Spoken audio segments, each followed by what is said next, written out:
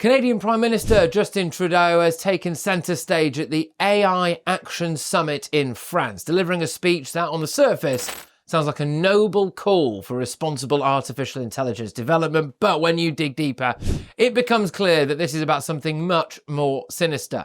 A push for government control, censorship, and corporate collusion using the excuse of keeping us all safe. Hello and welcome, I'm Patrick Christie's and this is GBN Originals. So, Trudeau warned about what he called the dangerous uses of AI, focusing particularly on cunning disinformation, as he puts it.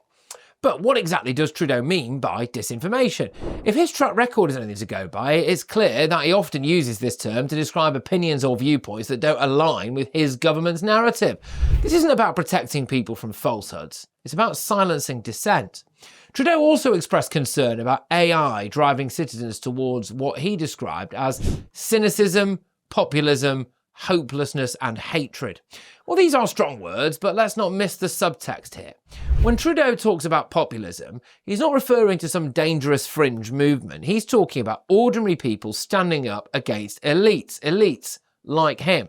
People daring to question the decisions of governments and corporations that seem increasingly out of touch with everyday realities. So what's his solution? Well, according to Trudeau, governments need to team up with big corporations and civil society to control AI development and use. He frames this as a necessary step to keep people safe and ensure AI benefits everyone equally. But let's be honest here. What Trudeau is really advocating for is a system where governments and their corporate allies hold the reins of power over this transformative technology. And let's not kid ourselves about what that really means. It means controlling what you can say, think, or believe under the pretense of protecting you from harm. Trudeau didn't stop there though. He played the class warfare card as well, warning about AI creating a divide between the haves and have-nots, and the have-yots. Well, he should know a thing or two about that, shouldn't he? It's a catchy phrase designed to appeal to people's sense of fairness and justice, but let's not lose sight of the bigger picture again. This isn't about addressing wealth inequality or ensuring that AI benefits the middle class. Us blokes hate talking about a little thinning up top, and many of us settle with that balding look, but that wasn't for me, and that's why I went to Elite Hair, the world's leading hair loss clinic, and now I've had over 4,000 new hairs added to this barnet, and very soon I'm going to be rocking some brand new flowing locks, and you can too. So how does it work? Step 1, I sent the team a set of photos of my head. Step 2, I then spoke to one of the Elite Hair staff who looked through my photo submissions and worked out a treatment plan for me. Step 3, Elite Hair then organised accommodation and the treatment. I was at their state-of-the-art treatment centre in Istanbul, and their incredibly kind staff took me through the process, and before I knew it, I was in surgery. Elite Hair and their leading medical experts have specialised in pain-free treatments using the sleep deep method, and they really mean that. I felt incredibly relaxed the whole time, and I haven't felt any pain since. Check out Elite Hair using the link in the description. When you do, Elite Hair will provide you with a free personalised hair analysis. Then you'll join over 100,000 happy patients. Hit that link and start your hair growth journey like I did today. It's about consolidating power in the hands of those who already have it. He also spoke about ensuring that workers and small businesses benefit from AI rather than just the wealthy elite. Again, it sounds great on paper, but how does Trudeau propose to achieve this? By putting AI development under government control, by partnering with massive corporations that have their own agendas. I mean, the irony here is laughable, isn't it? Trudeau claims to want to democratise AI while simultaneously advocating for a system that centralises all of its power in the hands of just a few. And then there was his obligatory nod to avoiding too heavy-handed legislation so as not to stifle innovation.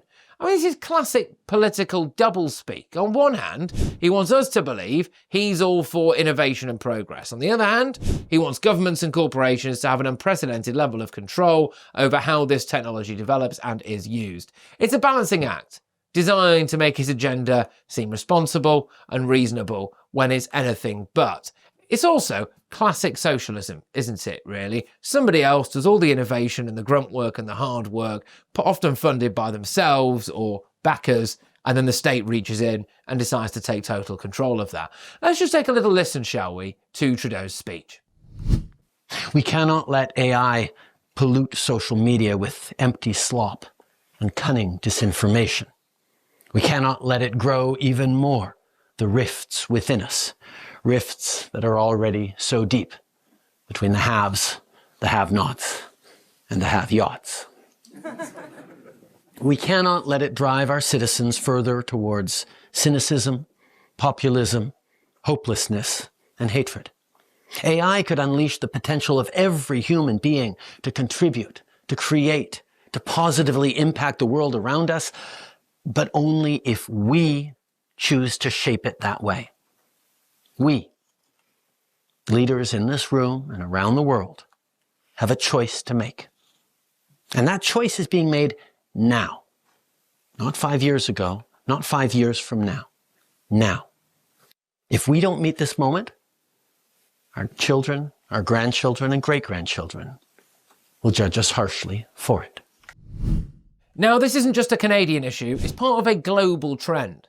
Governments all around the world are increasingly using terms like safety and misinformation as excuses to clamp down on free speech and individual freedoms.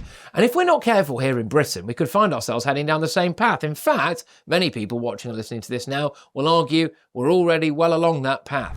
But let me give you an example closer to home, shall we? So here in Britain, we've seen similar attempts to regulate online speech under the guise of combating harmful content. The Online Safety Bill, as it's named, is one such example. It's a piece of legislation that claims to protect users from harm, but raises serious questions about censorship and government overreach. Once you give governments an inch when it comes to regulating speech or controlling technology like AI, they'll take a mile and then some.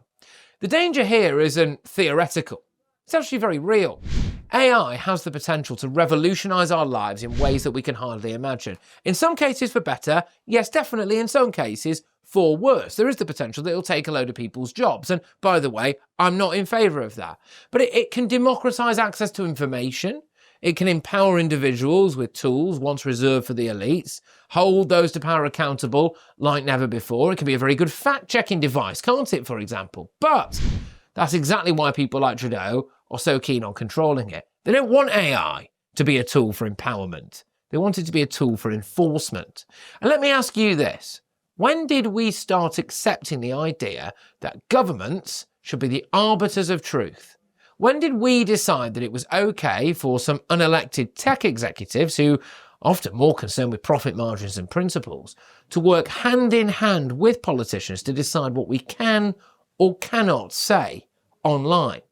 This isn't just about AI, it's about our fundamental rights as free citizens in democratic societies.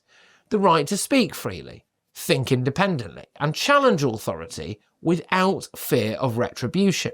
Justin Trudeau may frame his vision as one of safety and progress, but don't be fooled by his polished rhetoric or lofty promises. This is about control over our technology, control over our information, and ultimately control over you. And if we play the tape forward when it comes to AI as well, if the government takes control of where it is now, it will also take control of where it goes in the future. And as AI progresses, they will have their hands on the levers of power, certainly much more than we ever will. And if we don't push back against these attempts at censorship now, we might wake up one day in a world where speaking your mind is no longer an option. Thank you for watching. This has been Patrick Christys. Please don't forget to subscribe to GB News YouTube for more.